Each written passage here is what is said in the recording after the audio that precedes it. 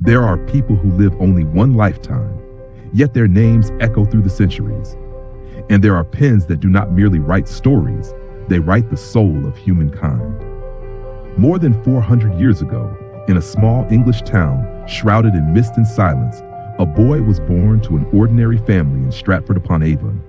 No one knew that this child, with bright eyes and a heart full of dreams, would grow up to change the history of literature forever. From the banks of the Avon River, he rose to the dazzling stages of London, a city where art and ambition danced in dangerous harmony.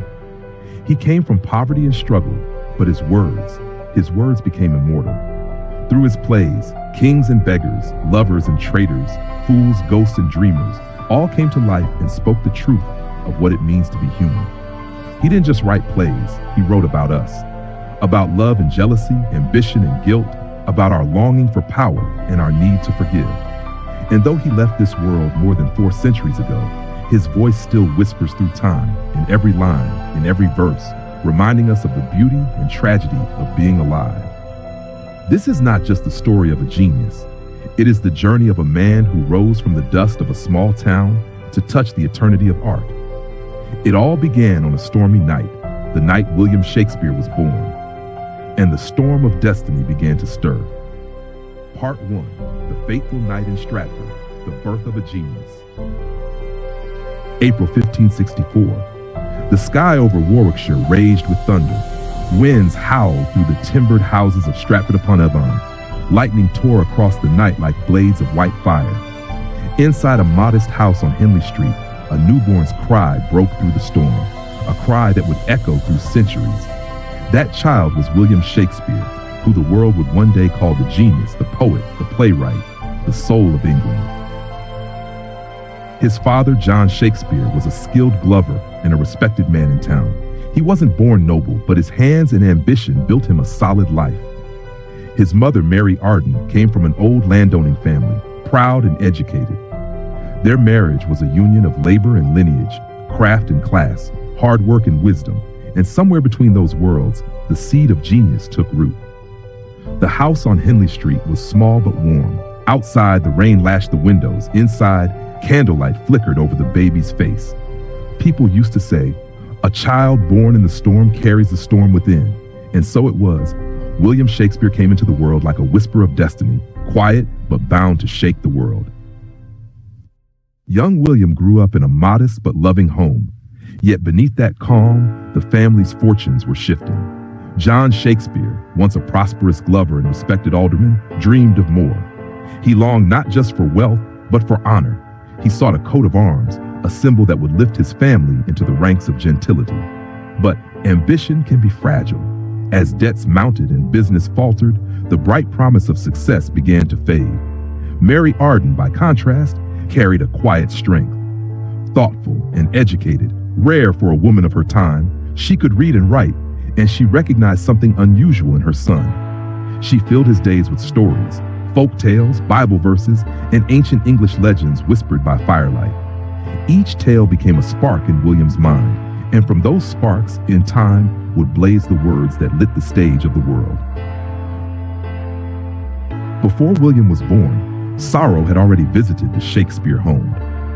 2 daughters, Joan and Margaret, were lost in infancy, carried away by the cruel hand of illness that so often claimed young lives in those days. Grief lingered in the air, quiet but unshakable. So when William survived his own fragile years, it was as if light had returned to the house on Henley Street. His parents poured into him all the love, faith, and hope that loss had not destroyed. In the years that followed came more children, Gilbert, Joan, Anne, Richard, and Edmund.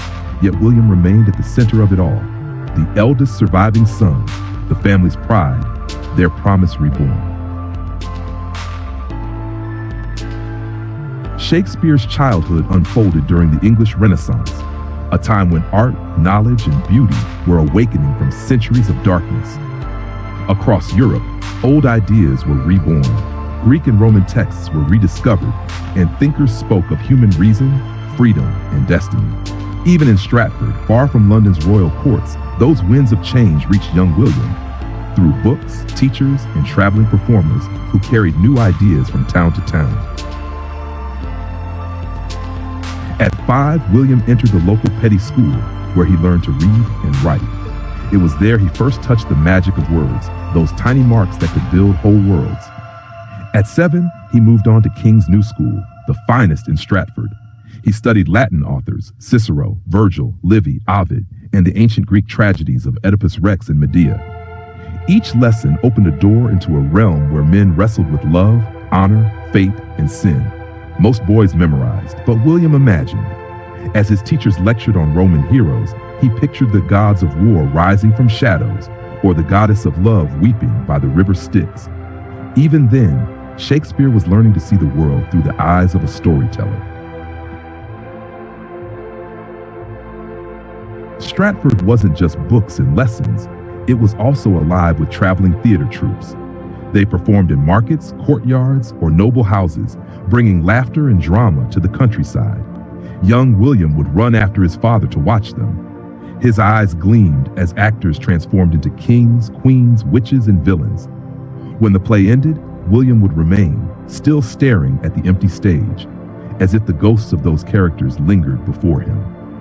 It was then that a fire was lit in his heart, the fire of the stage. It wasn't just books and lessons. It was also alive with traveling theater troupes. They performed in markets, courtyards, or noble houses, bringing laughter and drama to the countryside. Young William would run after his father to watch them. His eyes gleamed as actors transformed into kings, queens, witches, and villains. When the play ended, William would remain, still staring at the empty stage, as if the ghosts of those characters lingered before him. It was then that a fire was lit in his heart, the fire of the stage.